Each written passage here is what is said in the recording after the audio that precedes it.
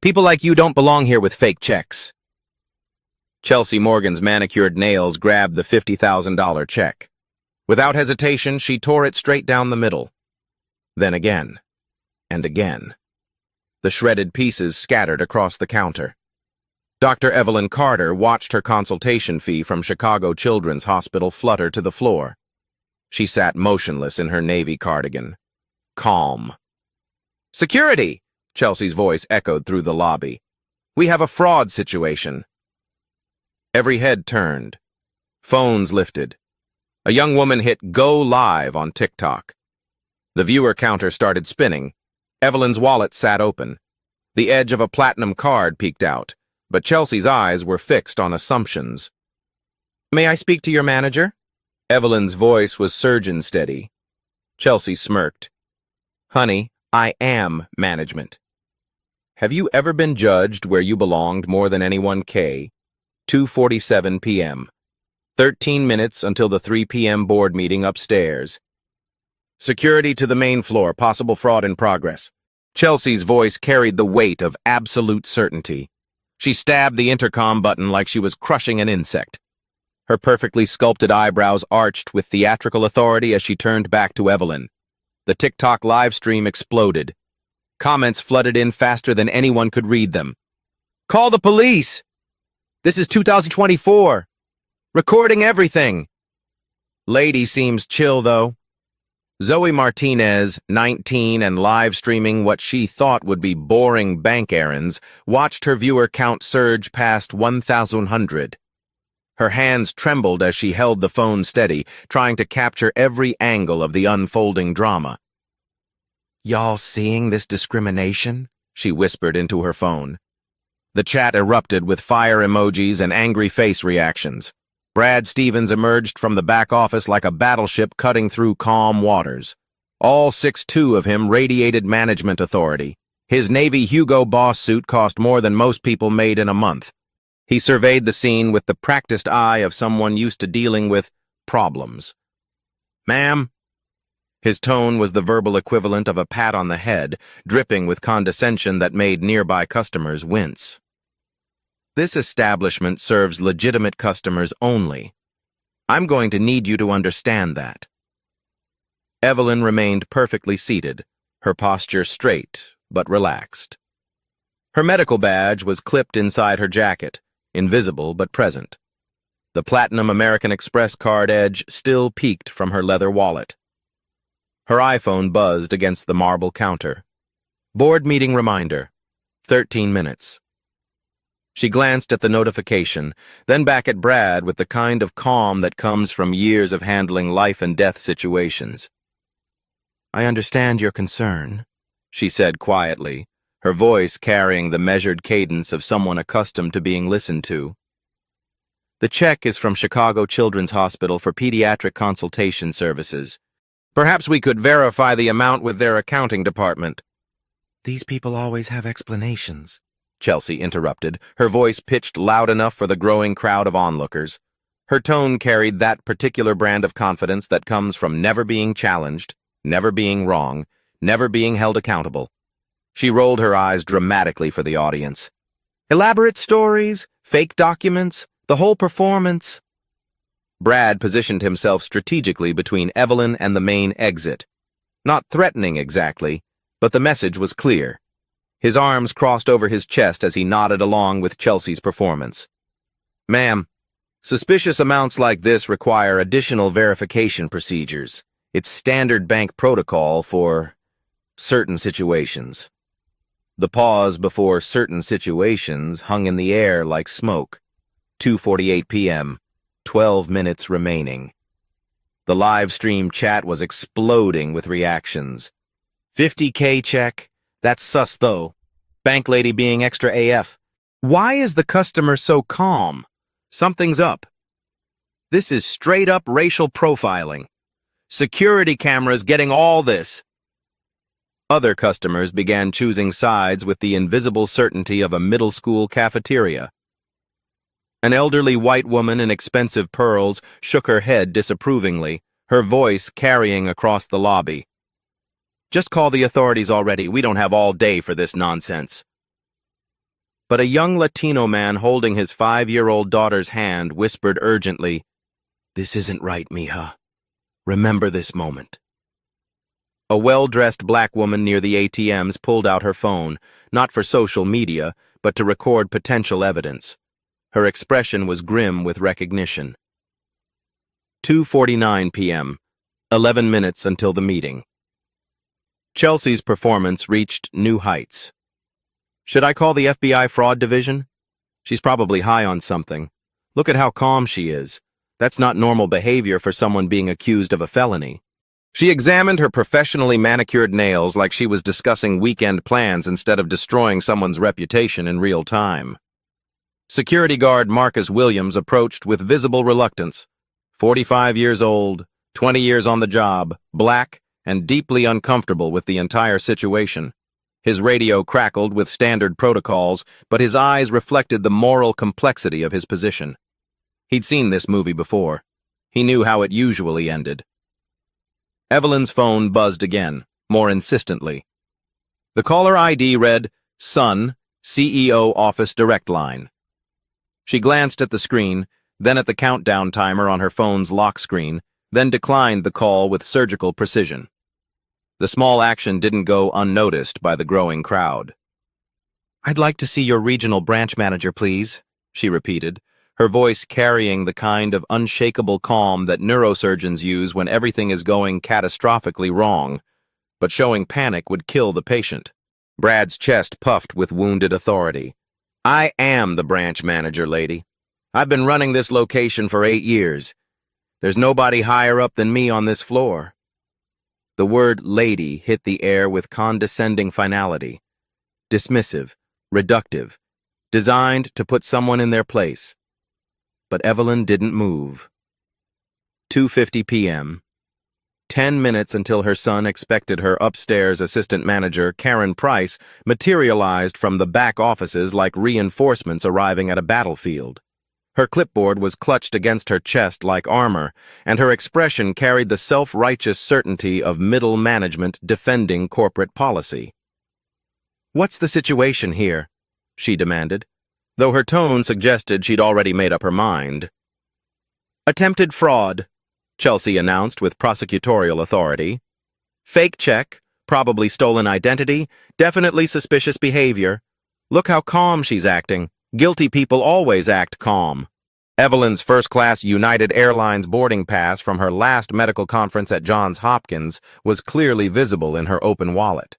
Her leather-bound appointment book lay open on the marble counter, gold pen marking today's entry. Board meeting, 3:00 p.m., 47th floor, conference room A. But nobody was looking at the details that mattered. They were looking at her skin and drawing their own conclusions. 2:53 p.m., 7 minutes remaining. The lobby had transformed into a digital coliseum. 23 customers now formed a loose semicircle around the marble counter, phones raised like weapons documenting every word. The bank's soaring acoustics amplified whispers into a chorus of judgment. Zoe's livestream exploded past 8,000 viewers. Comments flew by in a waterfall of reactions. "This lady too calm. She knows something." #banking while black going viral. "Plot twist coming. Watch. Karen employee needs to be fired. Call Channel 7 News now." Screenshots were already circulating on Twitter.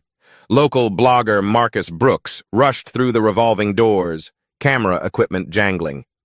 The story was metastasizing beyond the marble walls. Karen Price clutched her clipboard like a shield, her voice rising with authority. "Ma'am, we're prepared to ban you from all 847 Illinois branches of First National if necessary. This behavior is unacceptable." Chelsea's confidence soared with each reinforcement. "I've handled situations like this before," she announced to her growing audience. "Food stamps, welfare fraud, identity theft. They always have the same calm demeanor when they're caught." Her gestures became theatrical, hands moving as if conducting an orchestra of discrimination. 2:54 p.m., 6 minutes until board meeting. The crowd dynamics shifted like storm clouds. Battle lines were drawn without words. The elderly woman in Cartier pearls found her voice. This is ridiculous. Some of us have legitimate business to conduct. Her tone suggested Evelyn was the problem, not the treatment. But the young Latino father stepped protectively closer to his 5-year-old daughter. "Mija, watch carefully," he whispered. "This is why we fight for justice. Remember this moment." A middle-aged black woman near the ATM pulled out her phone, not for social media, but as evidence. Her expression carried the grim recognition of someone who'd lived this scenario before. 2 college students by the window live-streamed on Instagram.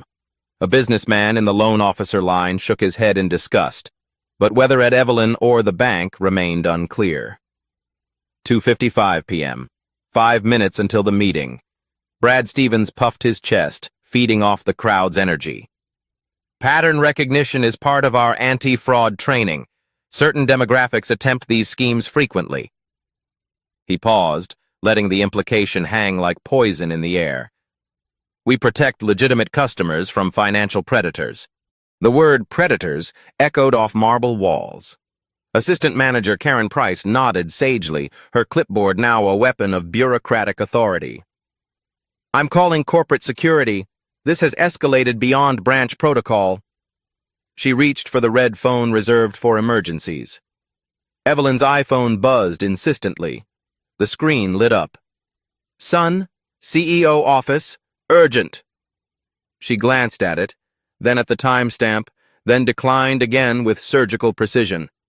The small action sent ripples through the watching crowd. 2:56 p.m., 4 minutes remaining. Marcus Williams, the security guard, approached with visible reluctance.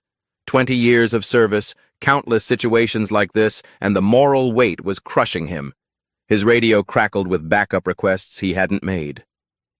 "Ma'am," he said quietly, his voice barely audible above the crowd noise.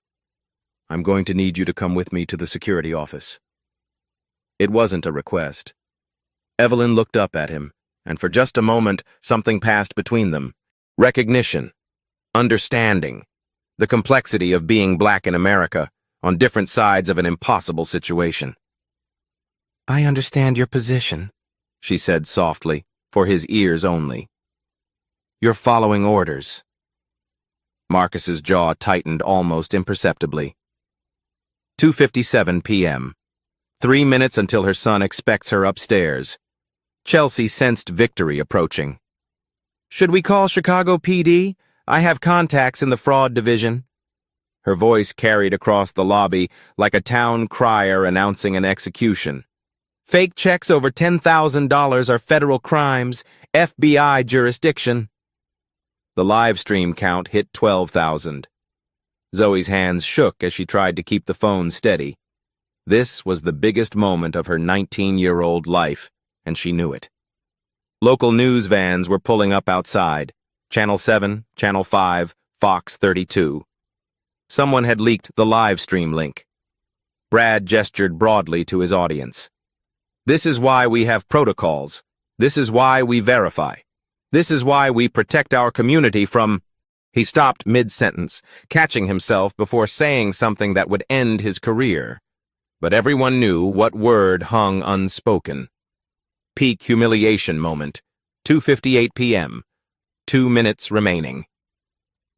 "Ma'am, you need to understand your place in this situation," Chelsea declared with the finality of a judge delivering a sentence.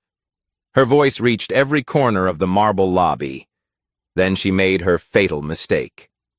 She reached across the counter and grabbed Evelyn's purse, dumping the contents across the marble surface with theatrical flourish. "Let's see what else is fake." Items scattered like confetti: lip balm, car keys, breath mints, reading glasses, but also things Chelsea hadn't expected. A medical journal fell open. Dr. E. Carter, lead author, Pediatric Cardiac Surgery Innovation. Hospital ID badges from 3 major Chicago institutions. Business cards reading Dr. Evelyn M. Carter, Chief of Pediatric Surgery, and a leather appointment book that fell open to today's page. 3:00 p.m. Board of Directors meeting, 47th floor, Conference Room A. Chelsea's hands froze mid-gesture. The crowd pressed closer, reading over each other's shoulders. Zoe zoomed her camera in on the scattered items, her live stream audience erupting in real time. Doctor? She's a doctor? Board meeting. Upstairs. Oh no. Plot twist incoming. 3, 2, 1. Chelsea about to lose her job. 2:59 p.m. 1 minute until board meeting. The lobby fell into an eerie quiet. Even the HVAC system seemed to hold its breath. Evelyn looked at her scattered belongings, then at the crowd, then at the security cameras blinking red in the corners. She reached for her phone with movements as precise as surgical instruments. Her finger hovered over a contact labeled simply, Sun, CEO office. The live stream audience was going insane. 15,000 viewers and climbing. 3 o'clock p.m. Board meeting time. I believe, Evelyn said, her voice cutting through the silence like a scalpel. It's time to call my son. The elevator chimed softly in the distance. Footsteps echoed across marble. Multiple footsteps. Expensive shoes. The kind that belonged in boardrooms and corner offices. Chelsea's face began draining of color as the pieces clicked together in her mind. The footsteps were getting closer. 3:01 p.m. Evelyn pressed the speed dial. Extension 4001. CEO Direct Line. The phone rang once. Hello, Marcus. Her voice carried the calm authority of someone who'd spent 30 years making life-or-death decisions. I'm downstairs in the main lobby. 23 pairs of eyes locked on her face. Zoe's live stream audience hit 18,000 viewers, comments exploding faster than human comprehension. There seems to be a misunderstanding about my identity, Evelyn continued, her surgical precision cutting through the marble-walled silence. Could you come down? And Marcus, bring legal. The line went quiet. Then, on my way, Mother. The word mother hung in the air like a bomb waiting to detonate. Chelsea's smartphone slipped from her trembling fingers, clattering against the marble floor. The sound echoed like a gunshot through the suddenly silent lobby. The freeze Brad Stevens's mouth opened, then closed, then opened again like a fish gasping for air. His Hugo Boss suit suddenly felt several sizes too small. The color drained from his face as if someone had pulled a plug.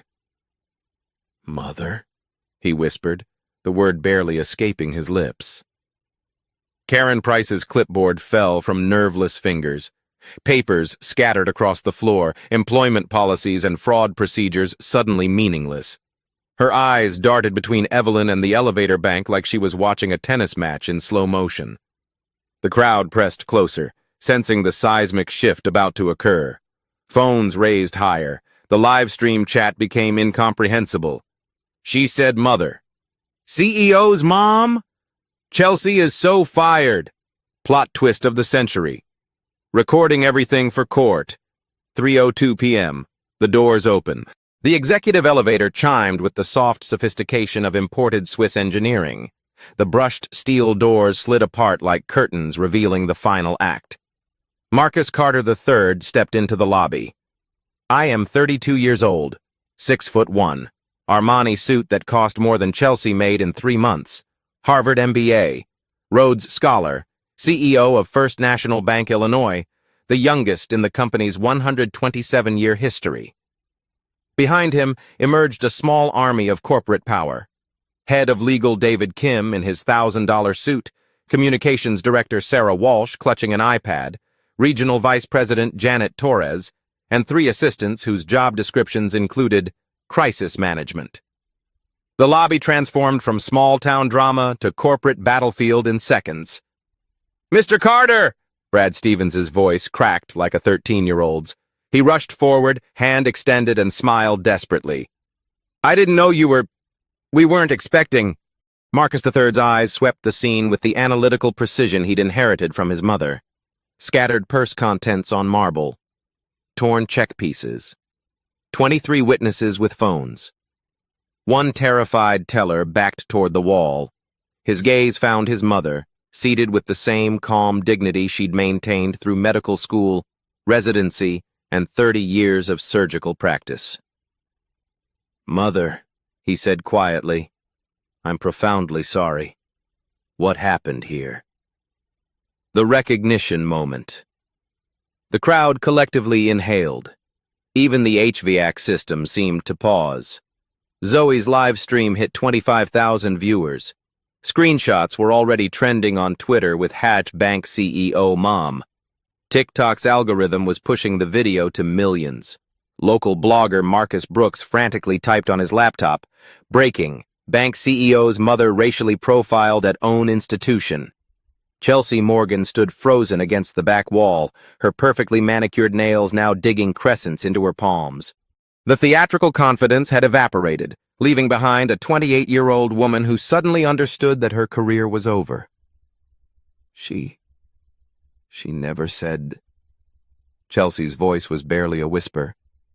"She shouldn't have to," Marcus III replied, his tone carrying the quiet authority that had earned him the CEO position at 30.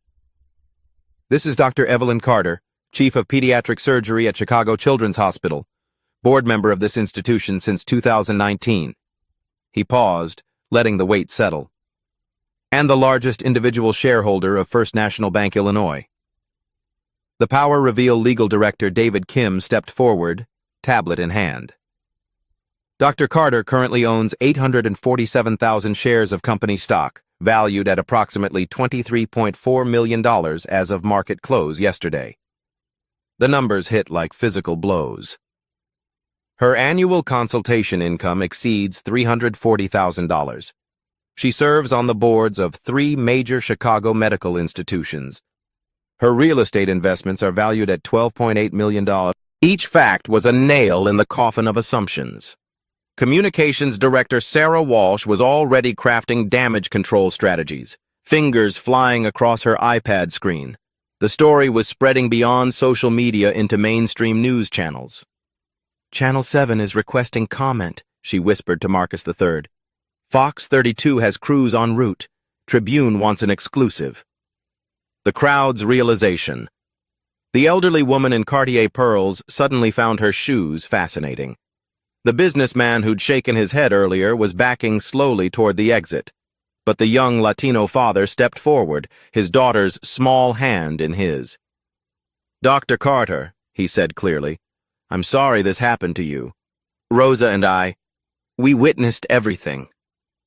His 5-year-old daughter looked up with wide eyes. "Mommy says you help sick kids. Like me when I had surgery." For the first time all afternoon, Evelyn's composure cracked slightly. She smiled at the little girl. "I do, sweetheart. It's the best job in the world." The moment of human connection cut through the corporate tension like sunlight through storm clouds. Security reversal. Marcus Williams, the security guard, stepped forward and did something unprecedented in his 20-year career. He removed his cap and spoke directly to the CEO. "Sir, I want it on record that Dr. Carter conducted herself with complete dignity throughout this situation. She never raised her voice, never became confrontational, never made my job difficult." His eyes met Evelyn's briefly. She made it harder by being so graceful. Marcus III nodded with respect. "Thank you, Marcus. Your integrity is noted." The final secret. As the corporate team assembled around the scattered scene, Marcus III placed a protective hand on his mother's shoulder. The gesture was small but spoke volumes about the relationship between CEO and board member, son and mother, power and principle. "There's one more thing," he said, addressing the crowd and the live stream audience simultaneously. His voice carried across marble and through fiber optic cables to thousands of viewers. "The acquisition we announced last month? Carter Medical Group purchasing our healthcare lending division for $340 million? He looked at his mother with obvious pride. "Dr. Carter isn't just our largest shareholder. As of next week, she will become our largest business partner. 847 jobs, $89 million in annual payroll, $45 million in community investment over 5 years. The silence was deafening. Chelsea Morgan slid down the wall until she was sitting on the marble floor, her career and her assumptions crumbling simultaneously. The live stream counter hit 30,000 viewers and climbed. 3:15 p.m. Executive Conference Room, 47th floor. The mahogany-paneled boardroom overlooked downtown Chicago like a corporate throne room. Floor-to-ceiling windows framed the city skyline, while hidden cameras recorded everything for legal protection. The emergency board meeting had been called with unprecedented speed. Dr. Evelyn Carter sat at the head of the polished table, no longer the woman who'd been humiliated in the lobby 30 minutes ago. Here, she was board member Carter, chief medical officer of Carter Medical Group, and the bank's largest individual investor. Marcus III took his position at the opposite end, flanked by legal director David Kim and a team of attorneys whose billable hours could fund small countries. "The evidence is comprehensive," David Kim began, his voice carrying the weight of Harvard law and 15 years of corporate litigation. Security footage from 4 angles, live stream video with 47,000 viewers and counting, witness statements from 23 customers. He slid tablets across the mahogany surface to each board member. "Audio clearly documents discriminatory language. These people always have explanations. People like you don't belong here. Certain demographics attempt these schemes frequently." Legal Framework senior partner Rachel Morrison from the bank's outside counsel firm joined the video conference, her image sharp on the 85-inch display. "We're facing potential violations of multiple federal statutes," she announced with clinical precision. "Fair Credit Reporting Act violations, Equal Credit Opportunity Act breaches, Civil Rights Act Section 1981 infractions, Illinois Human Rights Act contraventions." The legal avalanche was just beginning. Potential damages in civil court, $50 to $100 million, based on recent precedents. Wells Fargo paid $175 million for similar systematic discrimination. Bank of America settled for $335 million in 2022. Board members shifted uncomfortably in Italian leather chairs. Federal regulatory investigation costs typically run $5 to $8 million. Consent decree monitoring adds another $3 million annually for 5 years. Financial consequences. Chief Financial Officer Patricia Yang opened her presentation with numbers that made executives reach for antacids. Stock price impact modeling suggests 12% to 18% decline upon public disclosure. Based on the current market cap of $4.2 billion, we're looking at potential losses of $504 million to $756 million in shareholder value. The silence was broken only by the soft hum of climate control systems. Brand reputation recovery requires comprehensive campaigns. Conservative estimate, $25 million over 18 months. Premium estimate, if this goes viral nationally, $50 million over 3 years. Patricia's next slide showed social media analytics. Hatch banking. While Black has been tweeted 127,000 times in the past hour, TikTok videos using the hashtag have accumulated 2.3 million views. Instagram posts are approaching 890,000 engagements. The story is trending above celebrity news and sports. The ultimatum. Dr. Carter leaned forward slightly, her hands folded with surgical precision. When she spoke, her voice carried 30 years of life and death authority. "My demands are non-negotiable." She counted on her fingers with the same methodical approach she used when listing surgical requirements. First, immediate termination of Chelsea Morgan and Brad Stevens with cause. No severance packages, no references, permanent notation in their employment records. Legal Director Kim nodded, already drafting termination documents. Second, Karen Price suspended pending full investigation. If complicity is established, termination follows. Third, comprehensive bias training for all 847 Illinois branch employees. 40-hour certification program, not the standard 4-hour online module. Monthly refresher requirements. quarterly assessments tied to performance reviews and salary increases. The scope was unprecedented in banking. Fourth, partnership with the Chicago Urban League for curriculum development and ongoing oversight. $2 million annual funding commitment for 5 years. Fifth, independent diversity audit by a nationally recognized civil rights organization. Results published publicly. Quarterly bias incident reporting with full transparency. Resistance and negotiation. Regional Director Robert Hayes attempted damage control. Dr. Carter, while we deeply regret this isolated incident, perhaps termination is excessive.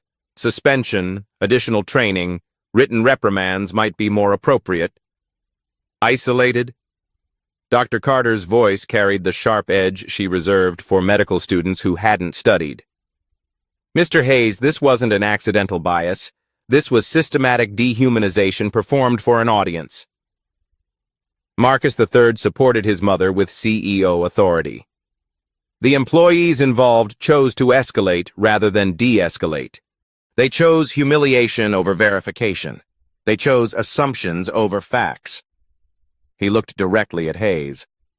Those choices have consequences. Communications Director Sarah Walsh updated the room on media coverage. CNN is picking up the story. The View wants Dr. Carter for an interview. The Congressional Black Caucus is requesting information about our diversity practices. The corporate crisis was metastasizing beyond Chicago. The acquisition card Dr. Carter saved her strongest leverage for last. There's the matter of our pending healthcare lending acquisition. She opened her own tablet, displaying contracts that represented months of negotiation. Carter Medical Group's acquisition of your healthcare lending division. $340 million transaction, scheduled to close next Friday. The room's attention sharpened like focus under a microscope. This acquisition represents 23% of your total annual business. Healthcare lending generated $783 million in revenue last year. Our medical group partnership brings 847 high-paying jobs to Chicago. Annual payroll impact, $89 million. She paused, letting the numbers settle. Community investment over the 5-year contract term, $45 million. Medical equipment financing, $67 million annually. Physician practice loans, $23 million annually. The nuclear option. This incident jeopardizes everything. The words hung in climate-controlled air like a surgical blade poised over an artery. Carter Medical Group has received preliminary interest from Chase, Wells Fargo, and Bank of America for similar partnerships. Each institution has demonstrated superior diversity metrics and community investment records. CFO Patricia Yang's face went ashen. Dr. Carter, the acquisition represents 31% of our projected growth for the next fiscal year. Without it, we miss earnings targets by significant margins. Stock analysts are already pricing in the healthcare sector expansion, added Chief Strategy Officer Michael Brooks. Cancellation would trigger downgrades from Moody's and S&P. Dr. Carter's expression remained surgeon calm. Then we have alignment on the importance of resolving this situation comprehensively. Executive decision process. Marcus III called for an immediate vote. All board members in favor of implementing Dr. Carter's demands in full indicate by raising your hand. 9 hands rose without hesitation. Motion carries unanimously. Legal Director Kim was already on his phone with HR. Effective immediately, Chelsea Morgan and Brad Stevens are terminated with cause. Security is escorting them from the building. Karen Price is suspended pending investigation. Marcus Williams is promoted to branch security chief with immediate salary increase. Settlement terms. Outside counsel Rachel Morrison outlined the civil resolution. We propose a settlement package that includes financial compensation to Dr. Carter, undisclosed amount with confidentiality provisions. Donation to Chicago Urban League, $2 million immediate contribution. National civil rights organizations, $1 million distributed among 5 advocacy groups. Community Investment Fund, $3 million annually for underserved neighborhood banking services. Legal fees and court costs waived in exchange for public accountability measures. Implementation timeline. The corporate machine shifted into crisis management mode with Swiss precision. Technology implementation begins Monday, announced Chief Information Officer Lisa Park. Bias detection software on all customer interaction systems. Real-time monitoring with automatic escalation protocols. Training rollout starts Wednesday across all branches, added HR Director James Rodriguez. NOACP partnership confirmed. Curriculum development begins immediately. Public statement releases at 6 p.m., Sarah Walsh confirmed. Dr. Carter's approval required before publication. Accountability measures. Manager bonuses are now tied to diversity metrics, Patricia Yang announced. Customer satisfaction surveys include bias-related questions. Anonymous reporting system launches within 72 hours. Monthly audits by independent civil rights firms. $10,000 fine structure for verified bias incidents. Community advisory board with rotating membership. The systematic overhaul was comprehensive and swift. Board Resolution Marcus III stood, his voice carrying the finality of corporate authority. Dr. Carter, on behalf of First National Bank Illinois, I offer our profound apologies. The treatment you received contradicts every value this institution claims to represent. More importantly, the changes you've demanded will ensure no customer experiences what you endured today. He looked directly into the camera, recording the meeting for legal documentation. Corporate culture change begins with accountability. Today, we choose accountability over reputation management. We choose systemic reform over surface-level apologies. Dr. Carter nodded with the satisfaction of someone who'd just completed a successful surgery. The patient would survive. The disease had been excised. Recovery could begin. 6:00 p.m. Same day. The First National Bank lobby had transformed from a place of humiliation into a stage for corporate accountability. News crews from 5 Chicago stations positioned cameras while reporters delivered breaking updates to evening audiences. This is Channel 7 News with a developing story. First National Bank Illinois has announced sweeping policy changes following a discrimination incident that went viral this afternoon. Security footage played on screens across the city, but now it served a different purpose. Evidence of change rather than evidence of shame.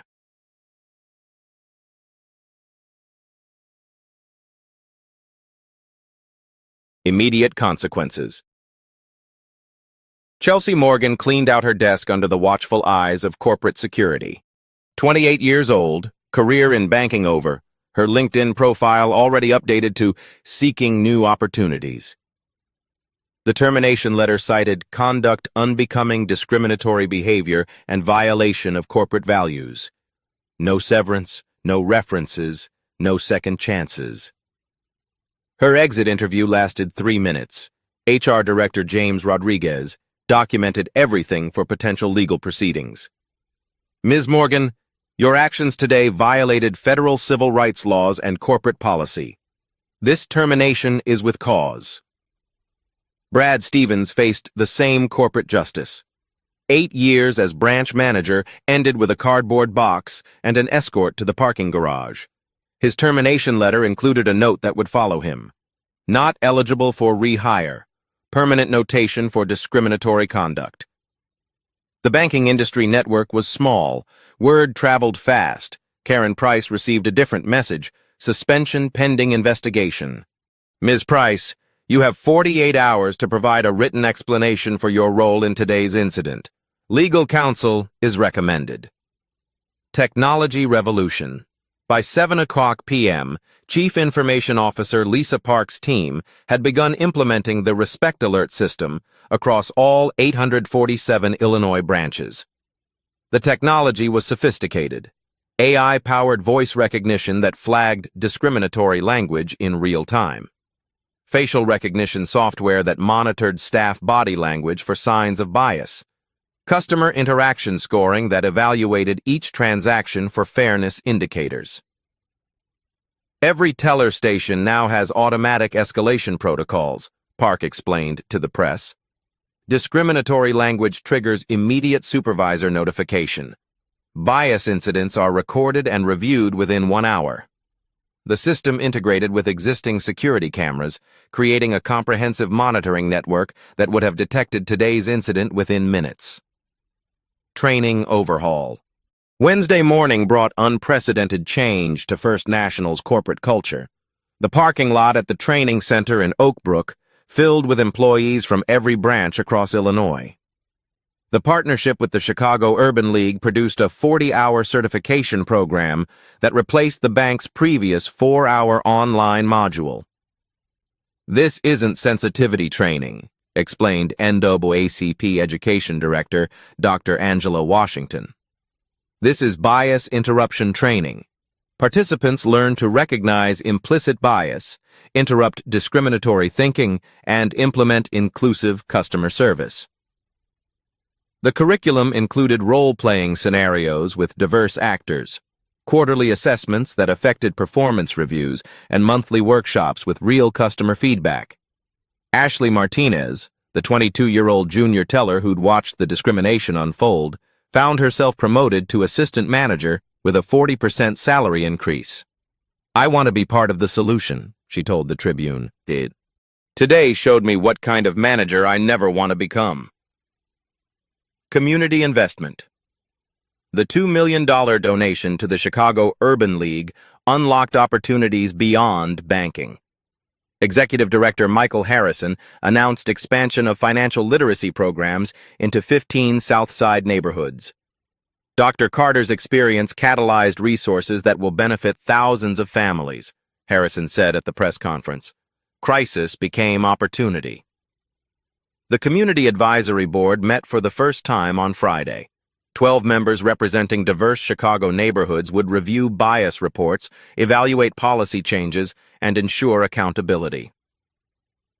Maria Gonzalez, a West Side small business owner, joined as chairperson. Banks serve communities. Communities deserve a voice in how they're served. Policy revolution. The Customer Bill of Rights was printed in English and Spanish, posted prominently in every branch. Every customer deserves respectful treatment regardless of appearance. Financial transactions will be processed based on documentation, not assumptions. Discrimination complaints receive immediate investigation and response. Anonymous reporting protects customers and employees. Monthly audits ensure policy compliance. The anonymous reporting system launched Friday at 8 a.m. By noon, it had received 47 reports from customers across Illinois, detailing bias incidents that predated the viral live stream. Each report triggered investigation protocols that hadn't existed 72 hours earlier. Marcus Williams's promotion. The security guard who'd been caught between duty and conscience found himself elevated to branch security chief with a $25,000 salary increase and expanded responsibilities. Marcus Williams exemplified integrity under pressure, CEO Marcus Carter III announced. He followed orders while maintaining dignity. That's leadership. Williams's new role included bias incident response training for security personnel across all branches. His first training session focused on de-escalation techniques and cultural competency. 20 years on this job taught me that people deserve dignity, Williams told his trainees. Position of authority means protecting that dignity, not crushing it. Media coverage evolution. The story evolved from viral social media content to case study in corporate transformation. Harvard Business Review commissioned an analysis. The Wall Street Journal ran a front-page feature. Time magazine considered Dr. Carter for their Person of Impact series. But the most powerful coverage came from local community newspapers. The Austin Weekly, the Chicago Defender, and La Raza featured stories about neighborhood residents who'd experienced similar discrimination for years. Finally, someone with power experienced what we live daily, wrote columnist Patricia Williams in The Defender. The difference is Dr. Carter had the leverage to demand change. Financial literacy expansion. The Community Investment Fund supported programs beyond traditional banking. Financial literacy workshops launched in underserved neighborhoods, teaching mortgage preparation, small business financing, and generational wealth building. Rosa Maldonado, the 5-year-old who'd recognized Dr. Carter as someone who helps sick kids, became an unofficial program mascot. Her father enrolled in small business financing workshops, using education benefits his family had never known existed. Independent auditing. The first monthly audit report from the National Civil Rights Advocacy Group revealed systemic issues beyond individual bias. Branch locations in predominantly minority neighborhoods had fewer services, longer wait times, and less qualified staff.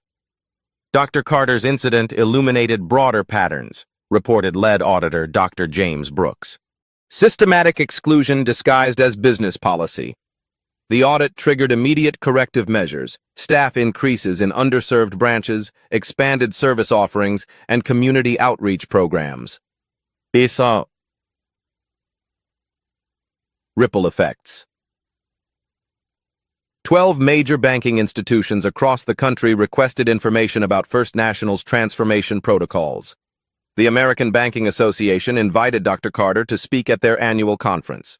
Congressional hearings were scheduled to examine discriminatory practices in financial services. Senator Tammy Duckworth's office requested detailed reports on the bank's reform implementation. Recognition and awards. The Chicago mayor presented Dr. Carter with the key to the city during a ceremony at City Hall. Dr. Carter transformed personal adversity into community advancement, Mayor Brandon Johnson declared. The Federal Reserve invited her to join their Community Development Advisory Council. Harvard Kennedy School offered a fellowship to study bias in financial services. But the recognition that mattered most came from an unexpected source. A handwritten note from Rosa Maldonado, the 5-year-old from the bank lobby. Dear Dr. Carter, thank you for helping my daddy learn about money and helping sick kids like me. You're a superhero. 3 months later. The transformation metrics exceeded expectations. Bias incidents down 89% across all branches. Customer satisfaction scores up 34% in minority communities. Minority account openings increased 156%. Employee diversity improved 67%. Community investment doubled. But the most important change couldn't be measured in percentages. Dignity had been restored. Justice had been served. And systematic change had begun. Dr. Evelyn Carter returned to Chicago Children's Hospital, continuing her work saving young lives. But every evening, she checked the bias incident reports from First National Bank. Not because she had to, because she could. And because 847 branches across Illinois were now a little more just than they'd been before 6 months later. Chicago Children's Hospital. Dr. Evelyn Carter stood in operating room 7, her hands steady as she repaired a 2-year-old's heart defect. The same calm that had sustained her through marble lobby humiliation now guided microsurgical precision. Outside the OR, her phone buzzed with notifications she'd read later. Updates from First National's quarterly diversity report. Interview requests from Harvard Business Review. Speaking invitations from banking conferences across the nation. But right now, only one thing mattered. The tiny heart beating under her skilled hands. Procedure complete, she announced to her surgical team. Another life saved. The parallel wasn't lost on anyone in the room. Legacy in numbers. The transformation data painted a picture of systematic change. First National Bank Illinois bias incidents, down 91% from pre-incident levels. Customer satisfaction in minority communities, up 42%. Branch employee diversity, 73% improvement across management positions. New account openings in underserved neighborhoods, increased 203%. Small business loans to minority-owned enterprises, up 156%.